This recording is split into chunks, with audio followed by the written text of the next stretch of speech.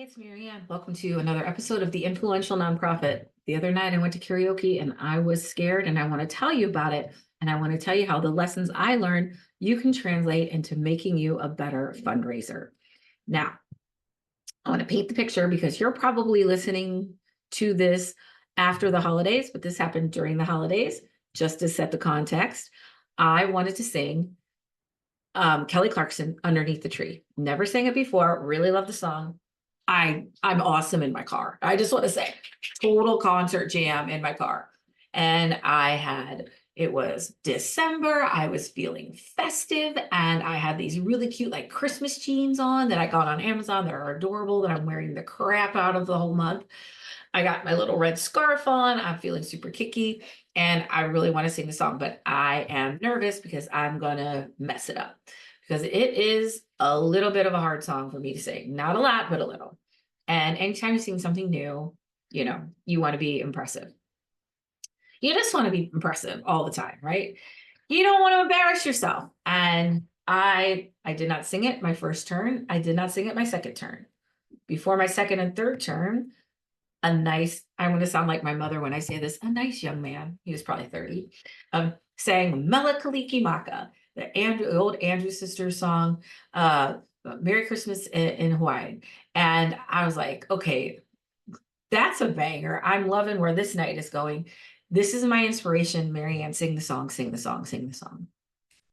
And I decided, you're going for it, just sing the song.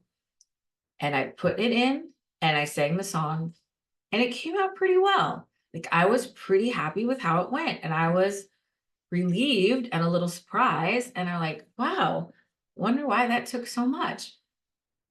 The point of this, the moral of all of this is, as fundraisers, we're called to be uncomfortable.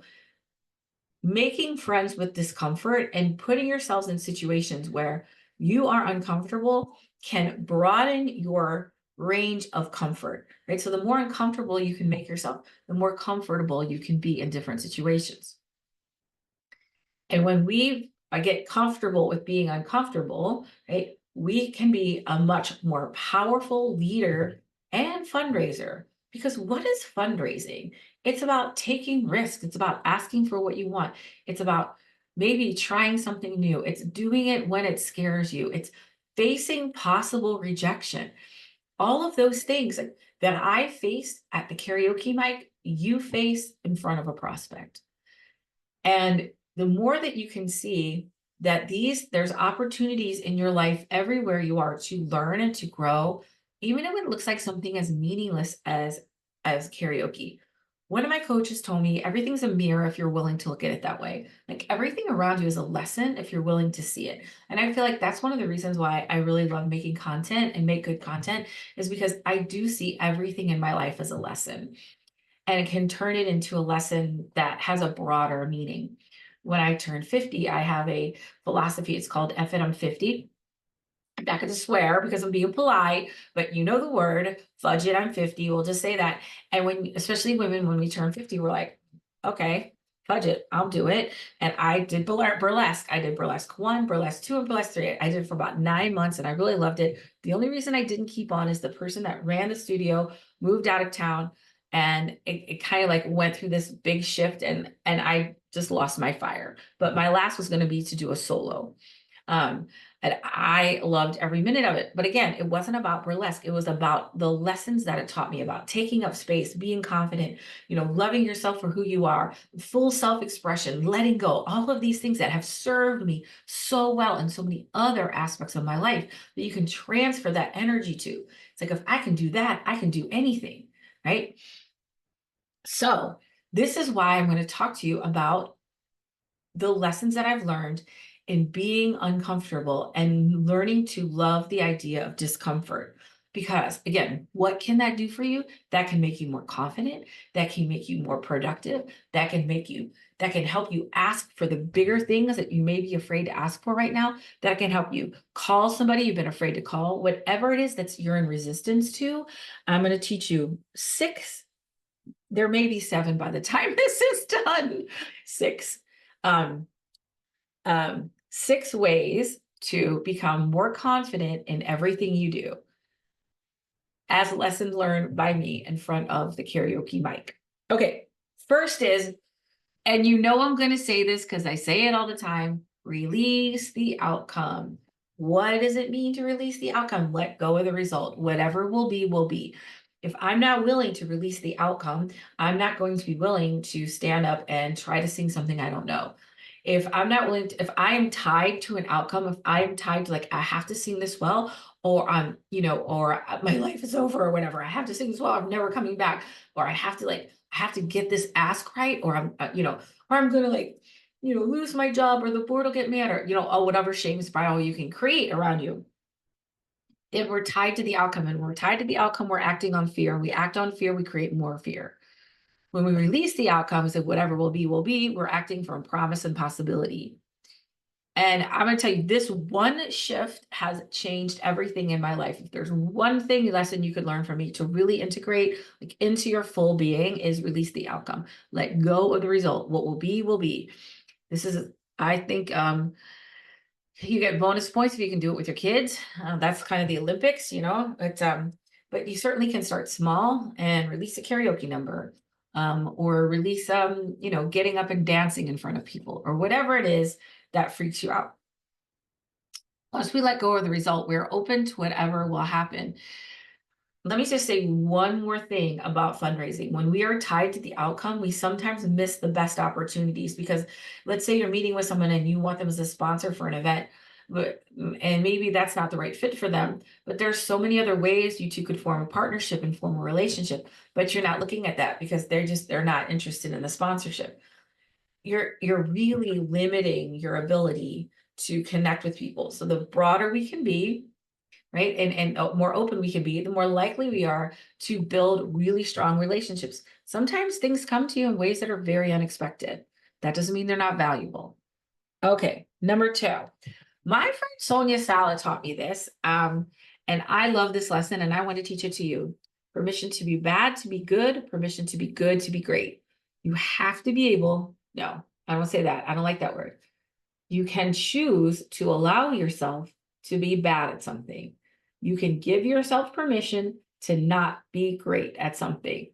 When my middle kid was little, we would watch So You Think You Could Dance. It was like great summer TV. My kids were in love with this show. None of my kids were dancers, but we just loved this show. And my son, AJ, he watches these dancers do backflips and stuff, and he's trying to like run up the wall and do a backflip, and he can't do it. Like AJ, they trained for years to be able to do that. But in his mind, I saw somebody do it, and I should be able to do it. And you laugh when I tell you that story, but we do it all the time. We think the first time we do something, we're supposed to produce on a very, very high level. We're like that the meeting is supposed to go smooth, or the presentation or whatever, because we're not giving ourselves permission to be bad. And I'm not saying be bad, like awful. I'm just saying it could be better. You got to give yourself some place to go. So permission to be bad, to be good, permission to be good, to be great. And you have to start at just accepting that I might be bad. Now, I accepted that I might sing the song poorly, and I wound up not doing it. It's pretty good. So, but I had to give myself permission to be bad in order to step into the discomfort. The first time you do something, you're not going to be great at it, and that's okay. But oftentimes we don't do things because we don't think we're going to be great at them, even though we've never done them before, just like my son running up and trying to do a backflip off the wall.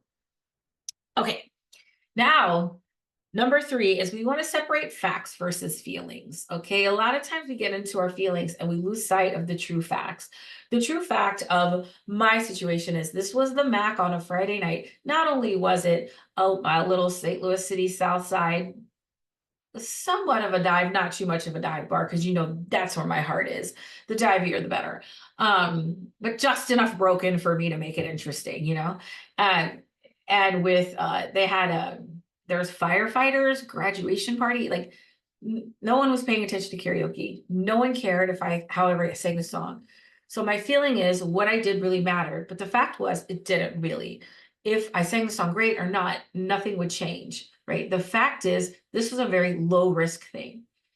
And so it's important to separate the feelings from facts. And how you do that is, like, if I had to go before a judge and make a case for that that it didn't matter how well I sang the song, I could do that, right? So sometimes we say, oh, there's never enough money. There's never enough money. That's a feeling, because if you would look at the facts, you would see that there's money, and the money comes in and the money goes out, and there's just money. And but we sometimes ignore the facts over our feelings.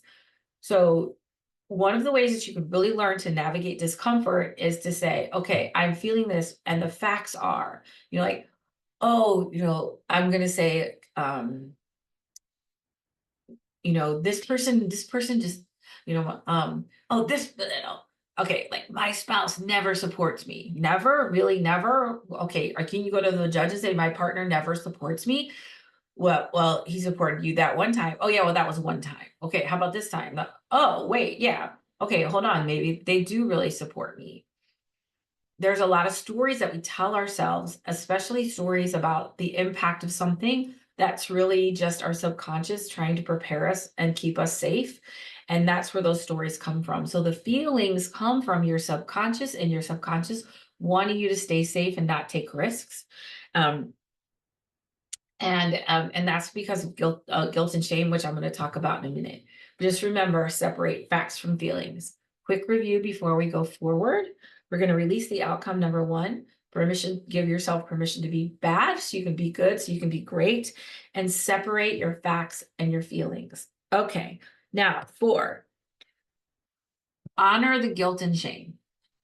So guilt and shame are two feelings on the vibrational scale. Our bodies vibrate at a certain energy when we emote.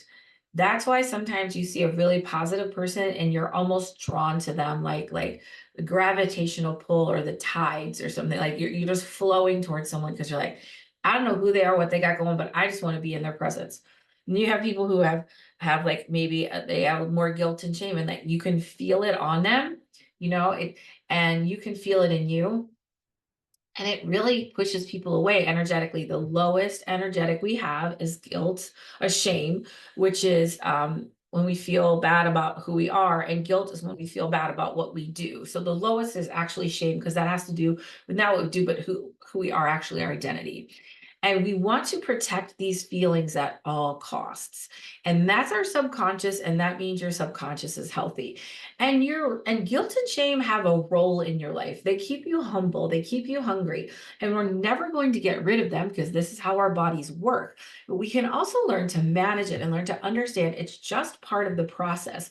Because if you give yourself permission to be bad, it may stir up feelings of guilt and shame. Like let's say, I'll give you an example. I had a client who she is very, very good one-on-one, very good. Just a beautiful spirit, connects really well and easily with people. They had this big event, and after the big event, she was exhausted. She said, Maryanne, I was so exhausted after this event. I thought, am I supposed to be a fundraiser? Special events exhaust me. And I felt really guilty, and like she felt guilt and shame about being so exhausted after this event, that like maybe this wasn't the job for her. So we had to pull back and look at the facts versus the feelings, which the feeling is that's just a feeling. The fact is she was great. And also, in a more tactical way, we just looked at her schedule and built in some time after the event for her to take an inhale and regain her energy. Now, when I do events like that, I come home flying, because those fill me with energy. But other things I do drain my energy. So it's important to recognize that. Because that lower energetic of guilt and shame is a very powerful one, and it's one that we want to avoid. So understanding that guilt and shame are going to come up. I may feel embarrassed, and that's okay. Well, I'm not going to die of embarrassment, right? Will this feeling kill me? No. Will it be uncomfortable for a few minutes? Yes. Can I handle that? I guess. Is it worth it? Absolutely, it's worth it. And the more that I can put myself in uncomfortable situations and navigate the guilt and shame, the more that I can put myself in more uncomfortable situations, because I know I can navigate it. All right. The next thing is the role of the ecosystem. Now, a couple weeks, months ago, I did a whole podcast on the ecosystem. And what is an ego? EGO, not ECO. Ecosystem mean? It means that I have a certain way of identifying with myself. And anything that falls outside of that, I will deflect. Anything that falls inside of that, I will support and defend. So, in my ego system, in my view of myself, I am a good singer. I'm a good singer. So, if I am going to sing a song and I might make a mistake, that is outside of my ego system because I do not sound like a good singer. And that fills me with guilt and shame, which is a feeling that I don't want to feel. Shame that I see myself as a good singer and I couldn't sing the song.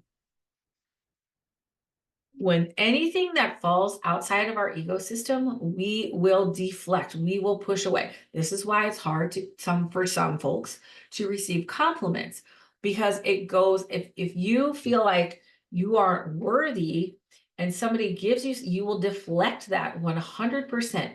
Your subconscious will say, absolutely not, that is not me. So if they say, yeah, I'm a pretty good singer, am I the best singer in the world? Obviously not. So that's outside of my ecosystem. I know I don't think I'm the best singer in the world, but I do think I can sing pretty well, and I'm not the worst singer in the world. So if I was put in my position where I could sound bad, that would be outside my ecosystem.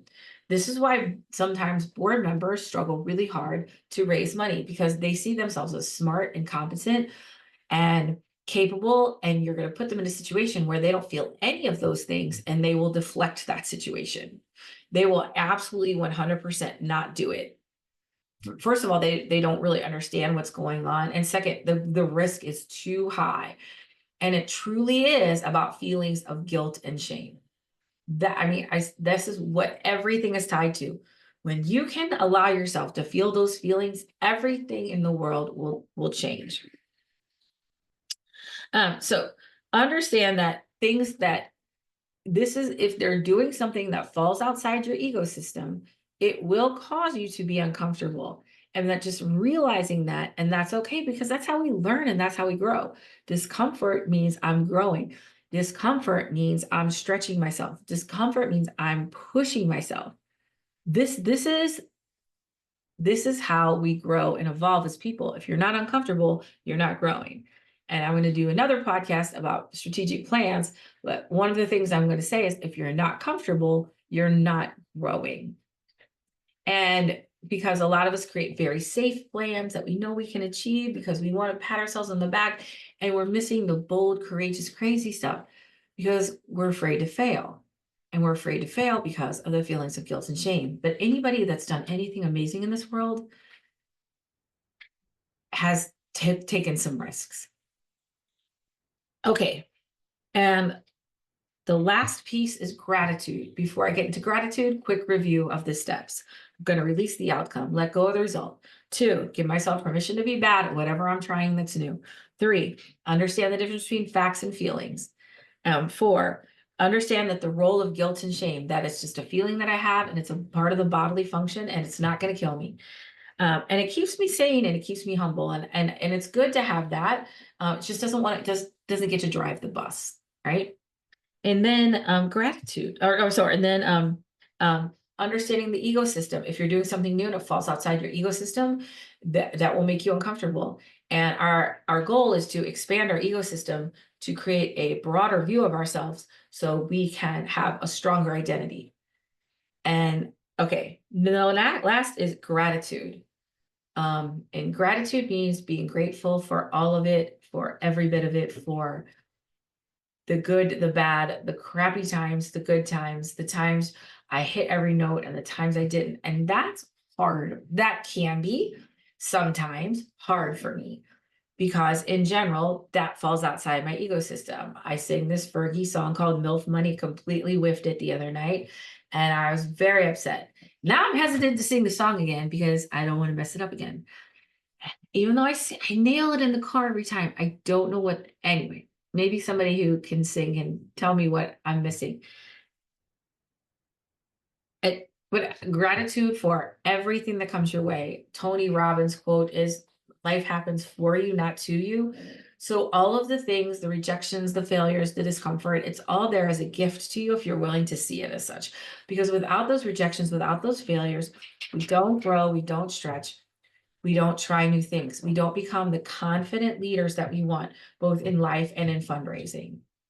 And when you have these 6 elements, when we release the outcome, we have permission to be bad, we understand our facts and feelings, we understand the role of guilt and shame, we we can broaden and work outside our ecosystem, and we meet it all with gratitude. You can ask for anything that you want. You can connect with anybody that you want. You can let go of people who aren't serving you anymore. Because you're not tied to the outcome. And so much of our world is bound to the outcome. I have to get this person to do this. I have to get da. And when we're tied to the results, we just create more fear and resistance. But when we release the results, magic happens. I want to tell you a story from my burlesque days. So, my best friend Jim, that I talk about all the time, I did a recital. And I did a recital and it was really scary. Okay. It was really scary. And trust me, when you're like trying to like take some gloves off and you're stumbling and fumbling, that's not cute to watch. That's not sexy to watch. We rehearsed a lot. Okay. There was probably 200 people in this audience. Not only, oh, my husband was there and he was super supportive. My friends were there, but like my best friend's mom and her friend came, like my husband's boss and his wife came, like these random people in my life. Like, yeah, I'll see this burlesque show. But one of them was my friend Jim and his partner Michael. Now, when we come out in the beginning, everybody comes out and we all do this like parade, like this intro where and everyone has a burlesque name and you get introduced and you do a pose. Okay. And we come out in the parade and then everyone assembles on stage and then we all leave and the show starts. And Jim thought to himself, maybe some of these people shouldn't be doing this because in burlesque, we have all kinds of bodies, big bodies, little bodies, thin bodies, curvy bodies, trans bodies. There's male bodies, female bodies, all kinds of bodies on stage. And he said, I could not have been more wrong. He had the most transformative night because what did he realize? He was tied to the outcome. Oh, you have to look a certain way to do this.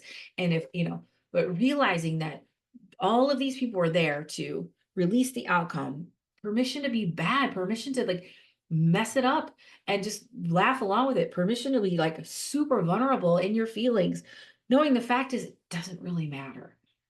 Permission to step outside and conquer feelings of guilt and shame. And for me, it was like a lot of body shame and trauma that I learned about my body. Permission to step outside my ecosystem and see myself as sexy and and all these things that I didn't really see myself as, and also in gratitude for the whole dang experience. And that experience taught me so much about confidence, about taking up space, about owning my value, that completely translated into making me a better fundraiser, marketer, coach, friend, everything. Absolutely everything. The ability to be uncomfortable, to take risks, to ask for what you want, to let go of the result, to navigate the feelings of guilt and shame that come up when you face rejection is completely 100% key to being a fundraiser. And the sooner that you can dive into these and master these and practice these and play with them and start to get good at them, the more powerful you will be in your fundraising, in your leadership, and in your life. That is 100% money back guarantee from me, Cougar Libra, the high heel diva. Yes, that was my burlesque name. So that's it for me in this episode of the Influential Nonprofit. Friends, I am looking for some speaking gigs for the new year. I am in St. Louis. I'm a 2-hour flight from most of the country, and I'm happy to come. If you're looking for a regional conference, a convention, a conference, anything you have where you're looking for a keynote, an inspirational keynote speaker where I can do more content like this, that's more inspirational, or we can do more workshoppy stuff where I'm really getting into more of the nitty gritty and the how to, and sort of how to have conversations, how to build relationships, how to message yourself and market your organization and things like that. I can do that too. But really what lights my fire is more content like this, where I'm creating very inspirational yet informative content. So if you have something My speaker bio is on my website. I'll put the link in the show notes, but or please just send me an email and I can send you all the stuff. Maryanne@courageouscommunication.com. And that's it, my friends. I'll see you next week on the influential nonprofit. Now go out there and do something that scares you a little bit and tell me how it went.